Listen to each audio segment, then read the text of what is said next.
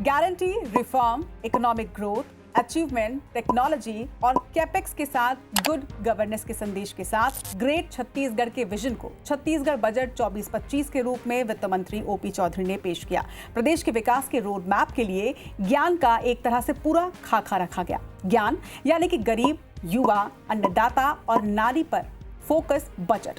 नमस्कार, आप देखना शुरू कर चुके हैं IBC 24 का YouTube चैनल IBC 24 मैदानी। और आइए अब जानते हैं अलग अलग वर्गों के लिए इस बजट में क्या खास है।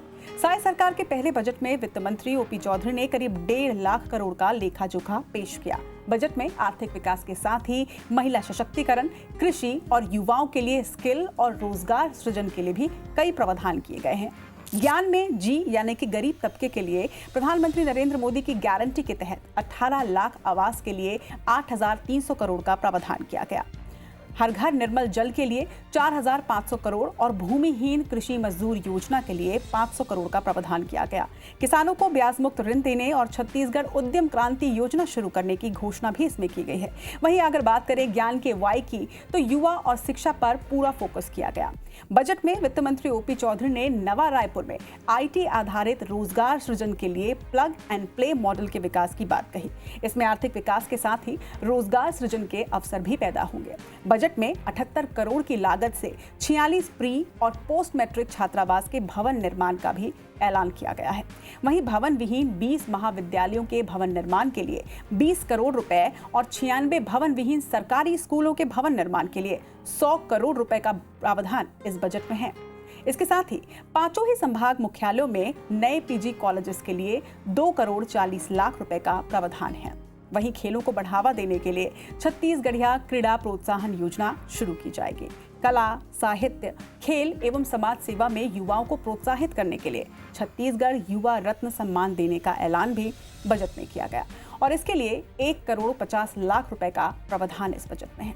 वहीं IIT की तर्ज पर छत्तीसगढ़ प्रौद्योगिकी संस्थान स्थापित किए जाएंगे। प्रथम चरण में इसमें जशपुर, बस्तर, रायगढ़, कबीरधाम और रायपुर में इसी साल से छत्तीसगढ़ IT संस्थानों के भवन निर्माण का कार्य शुरू कर दिया जाएगा। वहीं रायपुर स्थित पंडित रविशंकर विश्वविद्यालय में स्टार्टअप, इनोवेशन एंड रिसर्च को बढ़ावा देने के लिए 2 करोड़ रुपए की लागत से सेंट्रल इंस्ट्रूमेंटल फैसिलिटी का उन्नयन और वाणिज्य अध्ययनशाला की स्थापना भी की जाएगी। वहीं फोरेंसिक साइंस के अध्ययन के लिए 1 करोड़ रुपए का प्रावधान भी किया गया। बस्तर के शहीद महेंद्र कर्मा विश्वविद्यालय में 33 नए UG और PG कोर्सेज भी इंट्रोड्यूस किए जाएंगे, जिसके लिए 3 करोड़ का प्रावधान इस बजट में किया गया। बात करें नवा रायपुर की, तो नवा रायपुर में नया संगीत महाविद्यालय और लाइवलीहुड सेंटर के साथ ही एक्सीलेंस सेंटर की स्थापना का भी ऐलान इस बजट में है। वहीं 34 करोड़ 90 लाख रुपए की लागत से राजधानी रायपुर में साइंस सिटी की स्थापना भी होनी है। और अब बात करते हैं ज्ञान के एक और स्तंभ की, यानी कि अन्नदाताओं की, कृषि के क्षेत्र की। अन्नदाताओं के लिए छत्तीसगढ़ के बजट में कई अहम ऐलान किए गए। पिछले साल की तुलना में इस बार कृषि विभाग के बजट में 33% की बढ़ोतरी भी की गई है। कुल 13,438 करोड़ का प्रावधान किया गया। कृषि उन्नति योजना के क्रियान्वयन के लिए 10,000 करोड़ का एक बड़ा प्रावधान इस बजट में है। वहीं किसानों को सहकारी एवं ग्रामीण बैंकों से ब्याज मुक्त कृषि ऋण उपलब्ध करवाने के लिए 8,500 करोड़ की शाख सीमा तैयार की गई है। इस पर ब्याज अनुदान के लिए 317 करोड़ रुपए का प्रावधान भी है। बात करें सूरजपुर की, तो सूरजपुर के सिलफिली और रायगढ़ में शासकीय उद्यानिकी एवं वानिकी महाविद्यालय, जशपुर के कुनकुरी में कृषि व्यवसाय प्रबंधन महाविद्यालय और अनुसंधान केंद्र, वहीं बलरामपुर के रामचंद्रपुर में post harvest management and processing technology college, Manendragarh Chirmiri Bharatpur जिले के खड़गवां में कृषि महाविद्यालय की स्थापना का भी ऐलान हुआ। प्रधानमंत्री मत्स्य संपदा योजना के तहत कोरबा के सतरेंगा में एक्वा पार्क स्थापना के लिए 5 करोड़ का प्रावधान भी इसी बजट में है। बात करें खेती में आधुनिक उपकरणों को बढ़ावा देने की, तो इसके लिए कृषि अभियांत्रिकी संचालनालय की स्थापना और राज्य स्तरीय नवीन कृषि यंत्र परीक्षण प्रयोगशाला का भवन निर्माण भी किया जाएगा। दुर्ग और सरगुजा जिले में कृषि यंत्री कार्यालय स्थापित किए जाएंगे। साथ ही खाद की जांच के लिए सरगुजा जिले में गुणवत्ता नियंत्रण प्रयोगशाला भी स्थापित होगी। उद्यानिकी को बढ़ावा देने के लिए प्रदेश के 14 ब्लॉक में नवीन नर्सरी स्थापित होगी और पूर्व से संचालित 20 नर्सरियों में अतिरिक्त पद सृजित होंगे। मनेन्द्रगढ़ के कुंवरपुर और माड़ी सराय के साथ ही जशपुर के कोल्हेंज हरिया के पशु औषधालयों का पशु चिकित्सालयों में उन्नयन होगा।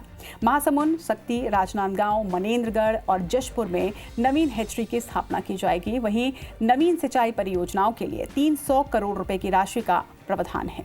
लघु सिंचाई की चालू परियोजनाओं के लिए 692 करोड़, नाबार्ड पोषित सिंचाई परियोजनाओं के लिए 433 करोड़, तो वहीं एनीकट और स्टॉप डैम निर्माण के लिए 262 करोड़ का प्रावधान है। इसी तरह से केलो सिंचाई परियोजना में नहर निर्माण के लिए 100 करोड़ रुपए का प्रावधान, तो राज्य जल सूचना केंद्र की स्थापना के लिए 1 करोड़ 56 लाख रुपए का बजट रखा गया है। सिंचाई बांधों की देखभाल के लिए राज्य बांध सुरक्षा संगठन का अलग से सेटअप तैयार किया गया। वहीं इसमें 72 करोड़ रुपए का प्रावधान भी रखा गया है। वहीं कृषि पंपों के ऊर्जीकरण के लिए 200 करोड़ रुपए का प्रावधान रखा गया है। साथ ही सोलर सिंचाई पंपों की स्थापना के लिए 670 करोड़ का प्रावधान है। और अब ज्ञान का आखिरी स्तंभ यानी कि एन, जिसे आता है नारी, महिला सशक्तिकरण के लिए भी इस बजट में काफी प्रावधान किए गए हैं। बजट में महिलाओं पर खास फोकस है। मोदी की गारंटी को पूरा करते हुए प्रदेश में महतारी वंदन योजना, जिसे पहले ही लागू कर दिया गया है, इसके लिए सालाना 12,000 रुपए महिलाओं के खाते में डीबीटी के माध्यम से डाले जाने हैं। वहीं पीएम मातृ वंदना योजना के लिए 117 करोड़ का प्रावधान किया गया। इधर ग्राम पंचायतों में महिला सशक्तिकरण के लिए महिला सदन के निर्माण में 50 करोड़ का प्रावधान किया गया है। वहीं सक्षम आंगनबाड़ी केंद्रों और पूरक पोषण आहार के लिए बजट में 700 करोड़ रुपए का बड़ा प्रावधान किया गया है।